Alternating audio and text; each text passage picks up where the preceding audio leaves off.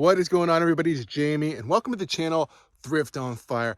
I do have some bad news today though. My Etsy store, my whole account, buying, selling, everything has been suspended.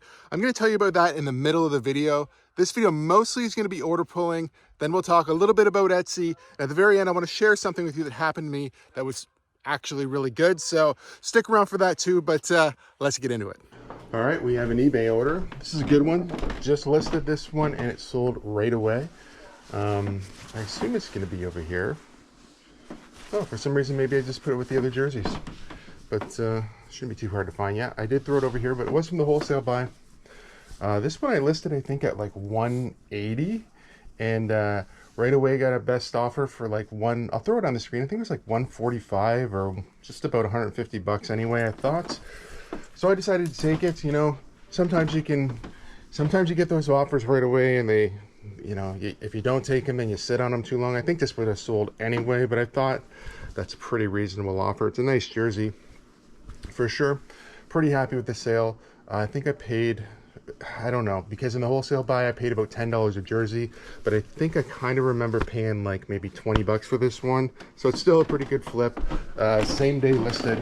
Maybe left a little bit of profit there that I could have got, but still happy with this one. Got this one shipped out here. This one actually is going United States Postal Service Ground Advantage to Maryland. All right, we sold a hat on Etsy. It's going to be in the wholesale buy here. This one I was going to keep for myself. Might have to dig a little deeper than I was originally thinking here. Looks like just drop some tape or something. I think there's 2 rows of hats here. So I know what this hat should look like if we can find it. Yeah, it's going to be in the second row of hats. Yeah, right on top here. I'll have to come back and straighten these up a little bit. But it's the goofy hat. I was going to keep it for myself. It didn't really look great on me. It's kind of, it's a one size fits all, but it's a little smaller. Okay, so it's for the Goofy Hat Co. 25 bucks for this one. Not too bad. We will ship it out in one of these boxes. It's going to go United States Postal Service lightweight through Stallion Express, and this one is going to Michigan. All right, we have a Poshmark.ca order. Now this one says it's on the rack, which normally I don't put just button-up shirts on the rack. This one's not worth a ton of money, but I do think it's really cool. Okay, it's Rock 47 Wrangler, so it's got the pearl snaps on it. It's got some nice embroidery on it as well. Took a best offer of $33 for this guy on Poshmark. Okay, not too bad. I think I had it listed for, I think 37 or something like that. So, you know, pretty happy with this one. Took a little while to sell, maybe a couple months or something like that, but nice shirt anyway. Let's get it shipped in a little poly bag. On Poshmark, buyer pays shipping, Canada Post expedited parcel, and this one's going to Calgary, Alberta. All right, I made an eBay sale. I pre-pulled this one because it just got washed actually. Chris, was it Pinkerton? Something like that. It's 1996, liquid blue. Picked this up at just at Goodwill, my local Goodwill, for $4 and change. This is pretty amazing shirts. Somewhere on here, I'm trying to find it to show you. It does have the date. Oh yeah, it is right up there. Liquid blue, 1996. It's a pretty fantastic shape. This shirt went for $188 or $180 actually plus shipping, something like that. I'll throw the correct numbers up on screen anyway, but yeah, pretty happy with this one. It's an awesome shirt. Let's get this one shipped out. All right, we're getting this one shipped out United States Postal Service Ground Advantage through Stallion Express. And it's going to go to McKinney, Texas. So I'm going to try to explain this the best that I can, and I'm still going through the process, so I don't really know what the total or what the end outcome is going to be here. But essentially, some of the items that I was listing as vintage might have been not quite vintage in their eyes, and they had been pulled down. Now, one of the things that I had done too that I know is against policy, and I was just told by a few other people that it wasn't a big deal. Turns out that it's a bigger deal. Some of the newer jerseys that I have, newer tags, were listed, and they were getting pulled down because they said that they were not authentic, so they were calling them fake. These are the brand new tags, Fanatics jerseys. Now, I had said to them, I responded back and said, hey, like, I actually have receipts for these. I can actually show you me picking them up actually at the store. They're not fake. Whether they should be listed or not is another question, and we could go into that. I agreed that if you know, they were willing to reinstate my store, I would pull down all my listings and I would strictly follow protocol. I don't think that's going to happen. I don't really know, because when somebody reached out to me, they basically just said like, nah, you broke the rules. This is the way it's going to go. So I did reach, like I said, I did reach back out and say, hey, like, I can prove that I actually bought these. I have receipts that they're real, that I'm not selling fakes. Are they new? Yes. Are they too new for Etsy? Yes. So if you have any newer items on Etsy, you probably should pull them down. I've heard other people say this. I've also heard, you know, one of the main reasons why somebody might get their stores shut down is if they're like making crafted stuff and they have Disney logos on it, or other big companies that don't really like you using their name in their listings. You can get that stuff pulled down as well. So this is a combination of, it really is my fault at the end of the day. First of all, I shouldn't be listing stuff that's not vintage on Etsy. I was listening to some people that maybe I shouldn't have and took too many risks. And then the brand new tag stuff, I knew they technically shouldn't have been on Etsy, but I didn't think it was going to be such a big deal. Turns out that it is, and I think my account's going to be banned, potentially just banned, and I'm not going to get back on Etsy. I know some people are like, oh, you could start a new account, this, that, or whatever, but my IP address was banned, so I'd have to get a new IP address. You know, I could do something like only list when I was in Tillsonburg and using the internet at our spa. I could try to do something like that. But really, I'm going to try to work it out with them to get my account back. So how am I going to recoup any money that I would have potentially made on Etsy?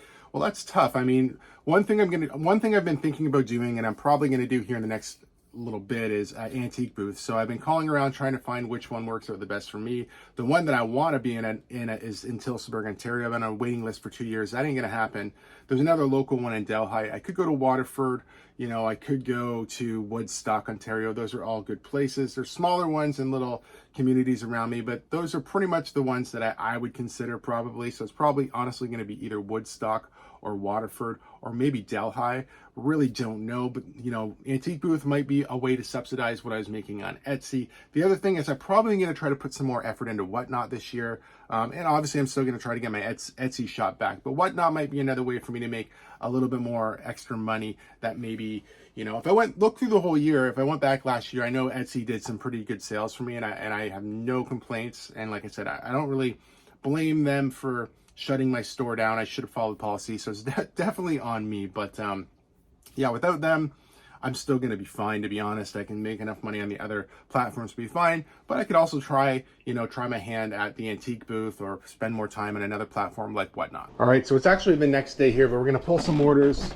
I'm actually going to pull 2 orders at the same time because it's 2 PlayStation games. And I just picked up a bunch. Actually, I just messaged my buddy John the other day, Reselling with John here on YouTube and Instagram, and showed him all these, not these ones, but all these games I picked up, including these 2 that just sold. I think I picked them up for about $2 a piece. Not bad at all. This one is Medieval, and this one is Bloodborne. Okay, they're both in good shape. So I paid a couple bucks. I think they sold for basically the same money, about $17 each.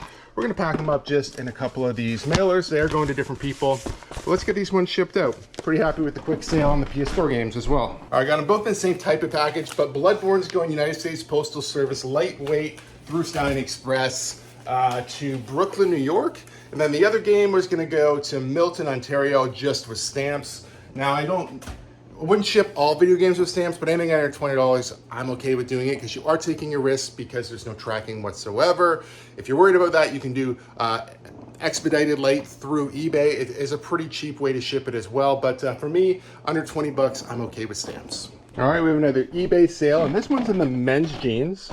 And this one is kind of interesting too, because when you see them, I didn't do a very good job. I soaked these in OxyClean, scrubbed them a bit, and thought, you know what, I'm just going to sell them dirty. They're a pair of Carhartts from the wholesale buy. You can see it still has some whatever that is on there on the back.